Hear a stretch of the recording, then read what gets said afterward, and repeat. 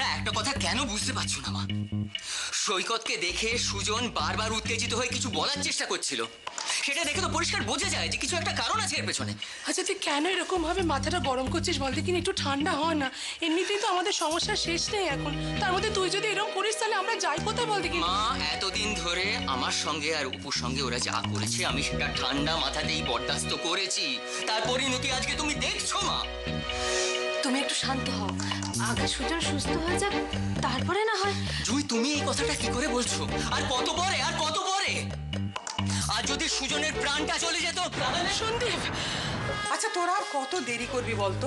কখন ময়ূক মোহনাকে ভাত কাপড় দেবে? ওদিকে তো জ্ঞাতিদেরও খেতে দিতে হবে, সবাই না খেয়ে বসে আছে। না না তুই মা, মোহনা রেডি হচ্ছে তো। হ্যাঁ, সারাদিন ধরে তোরা খালি সাজগোজি কর, বুঝি না বাবা। নিতাই, আগে তোমাকে যেভাবে থালাটা সাজিয়ে রেডি করতে বলেছিলাম তুমি করেছো? আগে আমি এসব নিয়ে একদম চিন্তা করো না বর্দি, অপর্ণা খুব সুন্দরভাবে থালা সাজাচ্ছে। সুতপা, তোদের কি কোনোদিন বুদ্ধি হবে না? আচ্ছা মোহনার টেস্ট তো তোরা জানিস, ও সাজালে কখনো হয়? মা, মোহনার জন্য আমি থালা সাজিয়ে নিয়ে এসেছি। তুই মা, আপনার যদি অপছন্দ হয় তাহলে আমি পাল্টেও দিতে পারি, একটু দেখে নিন। না না, সে কি, খুব সুন্দর হয়েছে অপর্ণা। সত্যি অপর্ণা, খুব সুন্দর হয়েছে। সুজনটা যে কেমন আছে কে জানে। ময়ূক এরকম একটা কাজ করতে পারলো কি করে? দাদাকে খুব অন্যমনস্ক দেখাচ্ছে কেন? নার্সিংহোমে আবার কোনো গন্ডগোল বাধায়নি তো? এরা তোর ভাই, কেন যে ওদের এত চক্ষুশূল? না না, কিন্তু সৈকতের ভাই তো একজন ডাক্তার, সভ্যভদ্র একজন ছেলে। আশ্চর্য। এটা এত আশ্চর্য হবার কিছু নেই রুদ্রদা। মানুষকে কি উপর থেকে দেখে চেনা যায় বলো? না না, কিন্তু সৈকতের ভাই যে এরকম একটা কাজ করতে পারে সেটা তো ভাবতেও কেমন কষ্ট হচ্ছে। রুদ্র, তোমার এখনো মানতে কষ্ট হচ্ছে? তুমি কি ভুলে গেছো ময়ূক আমার সঙ্গে কি করেছিল? হ্যাঁ, আত্মীয় যখন শত্রু হয় সেটা আরো ভয়ঙ্কর। আচ্ছা, অপর্ণাতে কি জানে? না না, ওদের বাড়িতে এখন বিয়ে,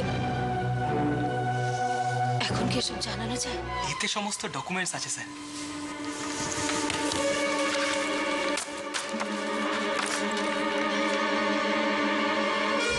গুড, ভেরি গুড। এই অসম্ভবটা সম্ভব করলে কি করে? স্যার, আপনার দয়ায় বউ বাচ্চাকে নিয়ে গাড়ি ঘোড়া চড়ছি, বছরে একবার বেড়াতেও যাচ্ছি, আর আপনার বিপদে আমি আপনাকে দেখব না? এই তোমাদের মতন এফিশিয়েন্ট লোকেদের কি করে মূল্যায়ন করতে হয় সেটা আমি জানি। Thank you sir. কি ব্যাপার বলতো, এতবার ফোন করে যাচ্ছি, ফোন ধরছিস না কেন? সত্যি অদ্ভুত। তার মানে আজকেও তোরা দেরি করে আসবি, তাই তো? এখনো নিশ্চয়ই দোকানে বসে আছিস দাদা? না। ও বাড়িতেই আছিস? শোন না, কখন আসবি বল না। আমি জানি ওরা কেউ আসবে না, কিন্তু কিন্তু এই কথা তোমায় কি করে বলবো অপর্ণা? মোহনা, বাবা কোথায় ছিলে? কেমন আছিস? ভালো। ভালো আছিস তো? ময়ূক, আমার মেয়েটাকে দেখে রেখো বাবা। আমার মেয়েটা বড্ড ছেলে মতো। আপনি ভাববেন না, আমি কথা দিচ্ছি